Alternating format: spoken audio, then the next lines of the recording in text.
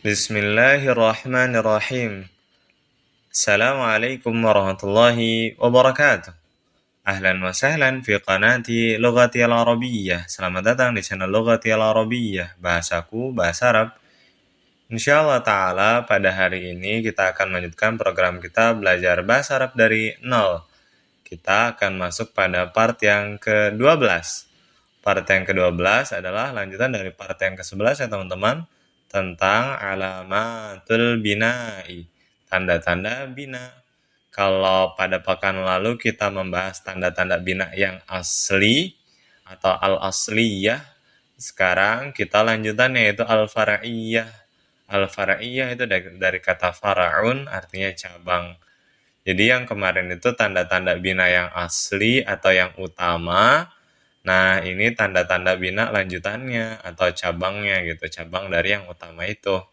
Apa aja sih tanda-tanda bina yang cabang atau lanjutan? Mari kita bahas. Pekan lalu kita tahu bahwa tanda-tanda bina yang asli atau yang utama itu ada 4. Ada sukun, fathah, dhammah, dan kasrah. Lalu dari 4 tanda ini ada tanda-tanda lanjutannya atau disebut tanda-tanda penggantinya, yaitu sebagai berikut. Yang pertama adalah hadfu harfil illati. Hadfu harfil illati. Menghapus huruf illah.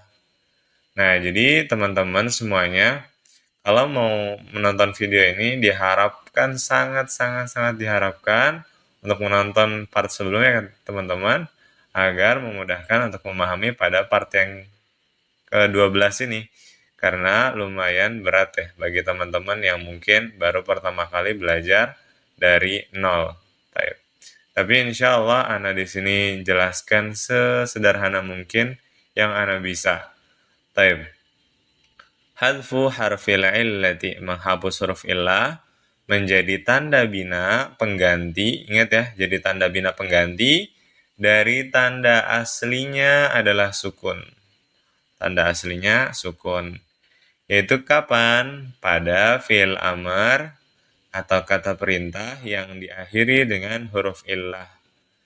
Ya, kita tahu bahwa kemarin pada fi'il amr itu tandanya sukun teman-teman. Contoh, ijlis, duduklah, iqra, bacalah, uktub, tulislah, dan seterusnya.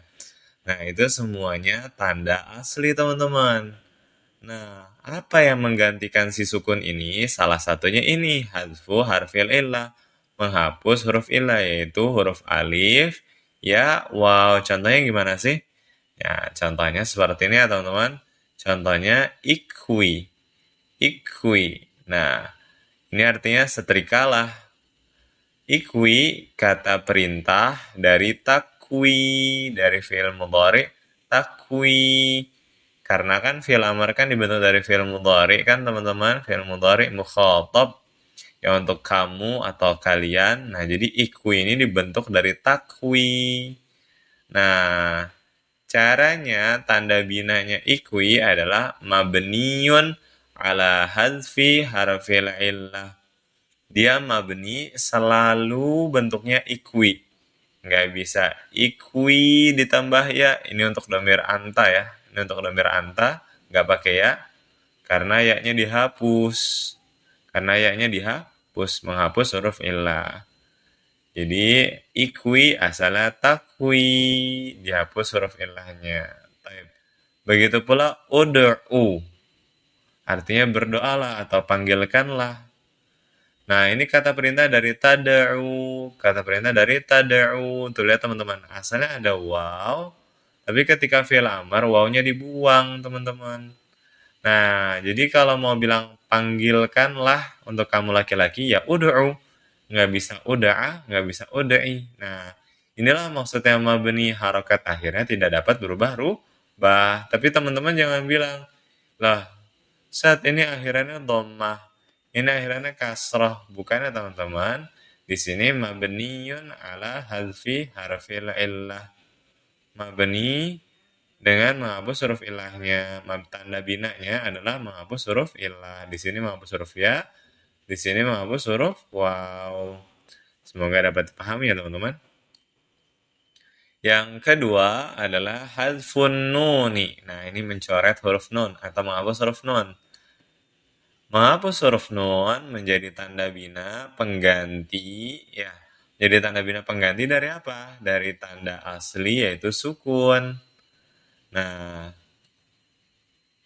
kapan? Yaitu pada fi'il amr juga sama. Tuh, lihat pada fi'il amr tapi untuk domir apa? Antuma, kalian berdua. Antum, kalian laki-laki. Dan anti, kamu perempuan. Yang diakhiri dengan huruf nun. Yang kesemuanya ini ya diakhiri dengan huruf nun pada fi'il mudhari'nya. Langsung aja kita baca contohnya. Contohnya ijlisa. Nah, ijlisa artinya duduklah kalian berdua, antuma kalian berdua. Ijlisa dibentuk dari tajlisani. Nah, nunnya hilang teman-teman ketika dirubah jadi fi'il amar. Dan ingat ya teman-teman, kaidah umumnya adalah fi'il amar semuanya mabni.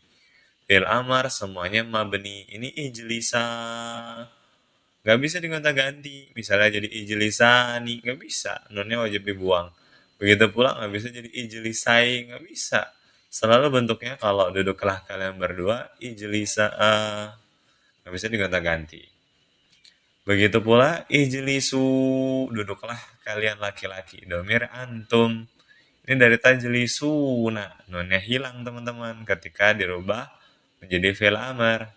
Begitu pula ijlisi, duduklah kamu perempuan. Fi'il amar dari tajlisi. Nah, jadi sebenarnya ini tuh ada nunnya, ijlisani, ijlisuna, ijlisina. Tapi ketika jadi fi'il amar wajib mabni ya teman-teman. Wajib dibentuk ya satu bentuk aja. Maka caranya gimana kalau membuat fi'il amar? Ya nunnya dibuang. Jadilah ijlisa, ijlisu, dan ijlisi. Begitu ya teman-teman. Jadi dua ini pengganti dari tanda asli sukun pada ijlis, iqra, uktub. Nah, ini untuk domir anta, tanda binanya sukun. Tapi kalau diakhiri dengan huruf illah, tanda binanya dengan menghapus huruf illah. Kalau diakhiri dengan nun, tanda binanya dengan menghapus huruf nun. Itu ringkasannya. Oke, semoga dapat dipahami. Selanjutnya, yang ketiga adalah al-kasratu.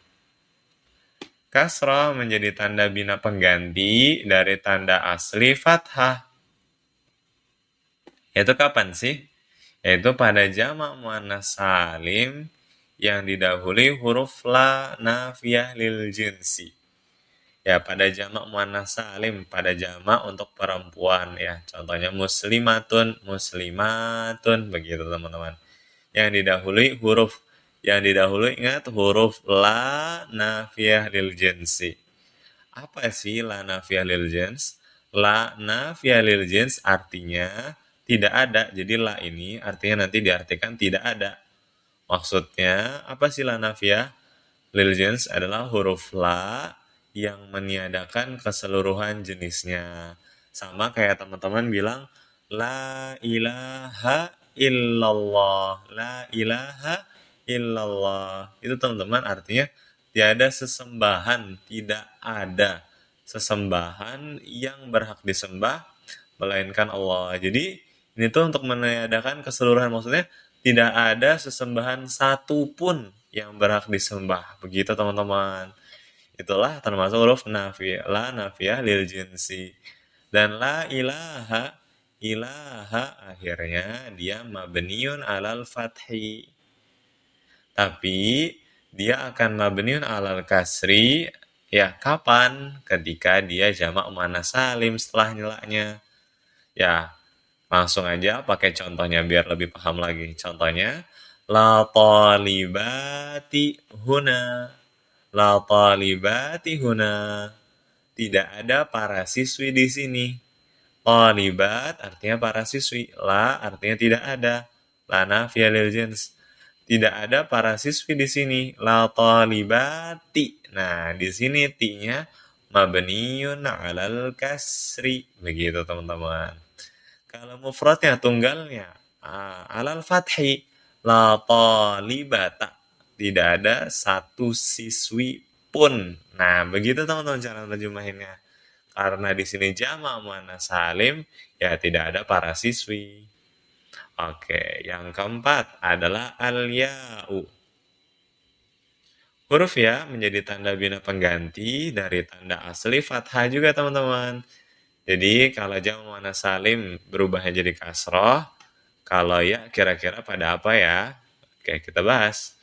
Yaitu pada isim musanna pertama. Isim musanna. Apa isim musanna? Kata ganda untuk menunjukkan dua, teman-teman. Dan jamak mudzakkar salim. Nah, laki-laki ya, teman-teman, berarti ya. Yang didahului huruf la nafiyah lil jins. Ya, sama dia konsepnya dengan yang nomor 3. Contohnya aja langsung. La talibaini huna. La talibaini huna. Tidak ada dua siswi di sini. Tidak ada dua siswa di sini. Nah, talibaini dua siswa. Di sini mabniyun 'alal ya. Mabniyun 'alal ya. Ya. Jadi kalau mau di Arab, dia ismula nafiyah lil jinsi mabniyun 'alal ya. Isim la nafiyah lil jins yang harokatnya selalu di atas ya. Jadi nggak bisa diganti-ganti la talibani huna, nggak bisa. Kalau ada la nafiyah lil jinsi, setelahnya wajib talibaini. Begitu pula untuk jamak mudzakkar salim, contohnya para guru laki-laki. Jadinya la mudarrisina huna. Nah, di sini juga mabniun 'alal ya. Nah, nunnya ini ke bawah ya, teman-teman. Nunnya nggak bisa dihitamin. Jadi harusnya ini mabniun 'alal ya aja, bukan sama nun ya, teman-teman. Tidak ada para guru laki-laki di sini. Asalnya apa? Mudarrisuna. Kalau masukkan la, wajib dirubah jadi la mudarrisina. Dan ini selalu seperti ini, teman-teman. Nah, lihat kan teman-teman, intinya kalau pada mufrad dia fathah, la talibata, la taliba, la mudarrisa. Tapi ketika jamak muannats salim jadi kasrah, ketika musanna jadi ya, ketika jamak mudzakkar salim jadi ya juga. Seperti itu, teman-teman. Ya, agak berat, tapi semoga teman-teman paham ya. Oke, yang kelima adalah al-alifu. Huruf alif menjadi tanda bina atau tanda bina pengganti dari tanda asli dhammah. Kapan? Yaitu pada isim musanna lagi, teman-teman. Isim musanna apa tadi? Yang ganda, kata ganda. Yang didahului huruf ya, wahai. Kalau tadi la nafiyah lil jins, kalau sekarang huruf ya yang artinya wahai. Kapan? Apabila ada syarat ya, teman-teman. Yang pertama, isim musannanya dari nama orang. Jadi nama orang, teman-teman. Contohnya, ya Muhammadani ijlisa. Ya Muhammadani ijlisa. Wahai dua Muhammad. Misalnya di kelas kita ada Muhammad Ibrahim dan Muhammad Salman. Maka kita katakan, ya Muhammadani ijlisa. Nah, di sini kalau ada ya, berarti setelahnya wajib alif, teman-teman. Nggak bisa kita ganti-ganti Muhammadaini, nggak bisa. Selalu dia bentuknya Muhammadani ketika didahului oleh ya. Jadi di sini mabniun 'alal alif. Ya Muhammadani ijlisa. Wahai dua Muhammad, duduklah. Atau isim musannanya dari isim nakirah. Masih ingat kan isim nakirah? Isim nakirah yang tidak tentu. Tapi di sini isim nakirah yang salah satunya tidak ada alif lamnya. Tapi di sini yang tertuju, maksudnya tertuju ke orang tertentu. Maksudnya gimana? Contoh misalnya ada dua lelaki yang berdiri di depan kita. Dan ada dua lelaki yang berdiri di depan kita. Terus kita suruh duduk. Maka kita katakan, ya waqifani ijlisa. Ya waqifani ijlisa. Wahai dua lelaki yang berdiri, duduklah. Nah, di sini lihat teman-teman, alif di sini, alif di sini, dia mabni ya, teman-teman. Jadi setelah ya nggak boleh diganti waqifaini misalnya, nggak bisa, teman-teman. Nggak bisa. Dan ini dia kalau mufradnya, kalau tunggalnya dia asalnya dhammah. Contohnya ya Muhammadu. Ya waqifu gitu teman-teman. Kalau untuk dua jadi alif. Dan yang terakhir adalah al-wawu. Huruf waw menjadi tanda bina pengganti dari tanda asli dhammah juga teman-teman. Jadi ini setiap halamannya dia mirip-mirip ya teman-teman. Ana bagi-bagi sesuai yang samanya. Baik. Huruf waw kapan menjadi tanda pengganti dari dhammah? Yaitu pada jamak mudzakkar salim teman-teman ya kayak sebelumnya yang didahului huruf ya sama didahului huruf ya. Kapan? Apabila jamaknya dari nama orang. Sama di sini untuk dua, ini untuk jamak. Banyak berarti. Contohnya ya tinggal diganti. Ya Muhammaduna ijlisu. Wahai para Muhammad, duduklah. Ada Muhammad Yasir, Muhammad Ibrahim, Muhammad Sofwan misalnya. Ijlisu. Ngomongnya ya Muhammaduna. Nah, ini selalu berharakat wow. Selalu ditambah huruf waw di sini teman-teman. Atau yang kedua, sama kayak atasnya, isim musannanya termasuk isim nakirah yang tertuju. Atau kalau bahasa Arabnya, nakiratun maqsudatun. Ya, sama tinggal dirubah ke jama. Ini waqifah nih, berarti ini nih. Pokoknya, ya waqifuna ijlisu. Wahai para laki yang berdiri, duduklah. Semoga teman-teman paham dengan pembahasan kali ini ya teman-teman. Jika masih kurang paham, silakan diulang-ulang terus materinya. Dan apabila masih kurang paham lagi, silakan ditanyakan di kolom komentar. Barakallahu fikum.